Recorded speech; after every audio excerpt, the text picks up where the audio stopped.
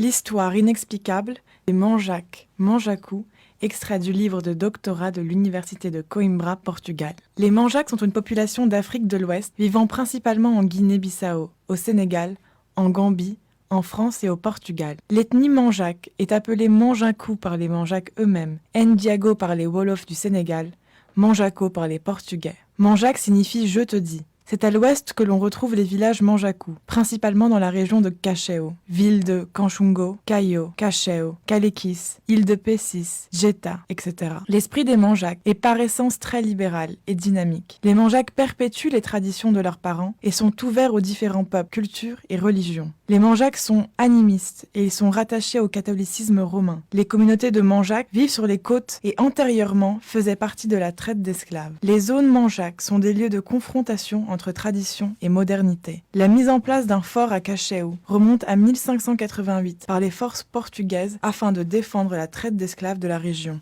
Le fort servit à cette époque d'entrepôt pour le commerce des esclaves. Après 500 ans de contact avec la culture européenne, la culture des communautés Manjaques reste authentique, mais leur connaissance dans la science est universelle. Les pratiques socio-culturelles sont Benim kandu kanda pihit peson bepene unguran pemoy pum pelum pechab bukui kabol. La morale qui définit le bien du peuple Manjaque est très proche de la morale juive et invite à chacun de considérer le travail comme une priorité absolue, de considérer la maison Pilimankato comme un endroit où on peut commémorer les ancêtres. balugum. La même morale citoyenne soutient le slogan suivant: le travail fait la personne, le mariage fait la femme fait l'homme. Les cérémonies et les rituels de Manjaque, Pum, Pumoa, Pelum, Petchab. Ces cérémonies et rituels existent dans toutes les communautés Manjaques. Les Manjaques reconnaissent l'existence d'un être omnipotent, Dieu, mais aussi Uchai, qui admet que l'on donne des pouvoirs de communication avec Dieu,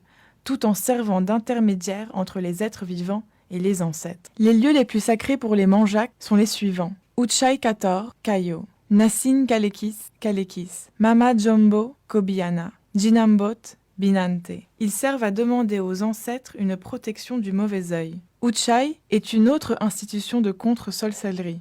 L'histoire de l'émigration des Manjaques. L'émigration des Manjaques a commencé il y a 150 ans, en 1890, en provenant de l'exploitation et de l'abus des colons portugais. Entre 1878 et 1890, il y a eu un climat d'instabilité qui a contribué à la baisse de la production d'arachide, ou mancara. Les Manjaques, ou les producteurs, étaient constamment exposés aux incursions des positions répressives qui les torturaient et les exploitaient. Le long de la colonisation, les Portugais utilisaient le Cap-Vert et les islamistes comme des soldats, des cipayes, des postes de chef et d'autres bureaux d'application de la loi dans les localités des Manjaques. Les causes de l'immigration des communautés Manjaques sont complexes. Une très ancienne cause est liée à l'esclavage, qui a toujours été pratiqué avec une grande intensité sur la côte où ces communautés résidaient. L'immigration apparaît comme une stratégie utilisée par les Manjaques pour se débarrasser du travail forcé, du paiement de l'impôt et des conditions défavorables qui leur étaient imposées. L'immigration Manjaque était d'abord destinée vers Casamance, la Gambie, Dakar et Saint-Louis, où là-bas l'arachide était cultivé où il pouvait servir de marin. L'intégration et l'adaptation. Les Manjaques sont des travailleurs et sont voisins du Pacifique. Manjaques sont tolérants et s'adaptent facilement à la culture, à la religion et à la tradition, dans toute sa diversité. Les Manjaques s'adaptent facilement et s'entendent avec d'autres personnes, mais ils cherchent toujours à conserver et à préserver leurs traditions dans leurs villages ancestraux. Uchak Manjaque. En Guinée-Bissau, le Sénégal et la Gambie n'est membre d'aucune communauté de Manjaques qui n'a pas eu de rapport avec l'Europe, ni la France, le Portugal, le Luxembourg et l'Angleterre. Bien que les communautés Manjaques aient une longue tradition d'immigration, le départ vers l'étranger est toujours organisé en réseau, sous la forme d'associations, qui les mettent en interaction avec leur village d'origine et le reste du monde. Ce plan d'action est similaire pour les Manjaques. Le système actuel de sécurité sociale dans les pays nordiques assure la sécurité de ses acteurs et réduit les risques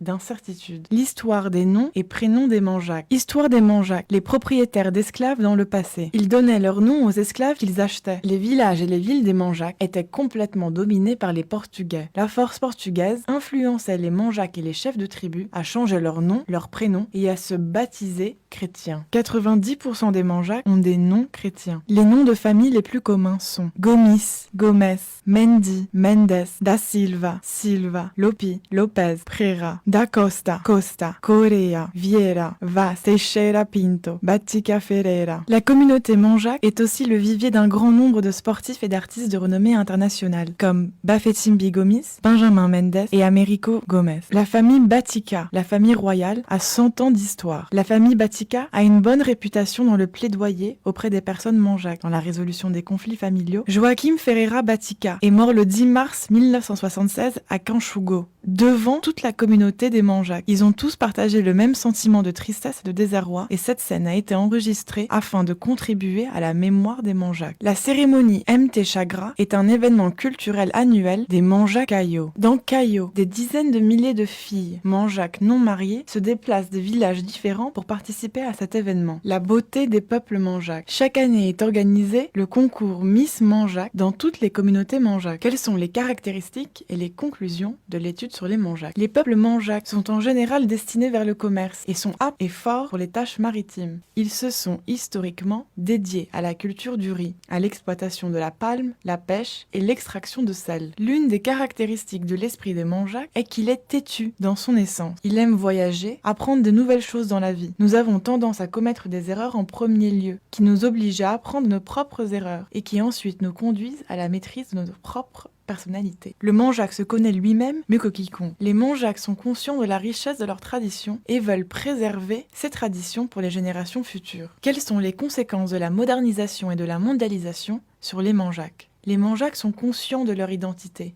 Il est donc clair pour moi que s'ils se débarrassent de toutes leurs croyances et de leurs symboles, les Manjac seront vides et nus dans leur âme. Les Manjac doivent se reconnaître dans leur religion et ils doivent la conserver ainsi que leurs symboles afin de sauvegarder ce qui contribue à leur foi et à leurs croyances les plus fortes. Ceci est un geste d'affirmation de l'identité Manjac. Les communautés Manjac n'ont pas besoin de remplacer leur culture par une autre culture. Être Manjac, ce n'est pas une religion, mais c'est un mélange d'appartenance ethnique, culture et de population, de connexion avec des villages ancestraux de Guinée-Bissau, où tous les Manjac, à l'origine, venaient.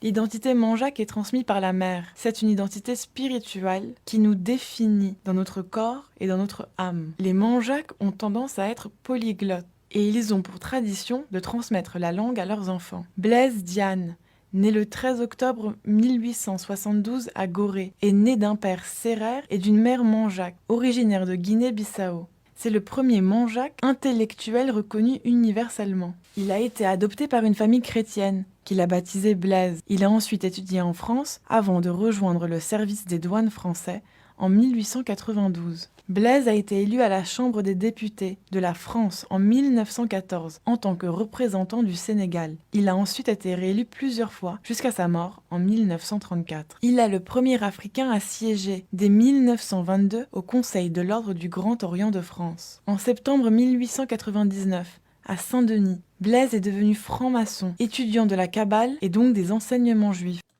Quels sont les symboles des Manjac ?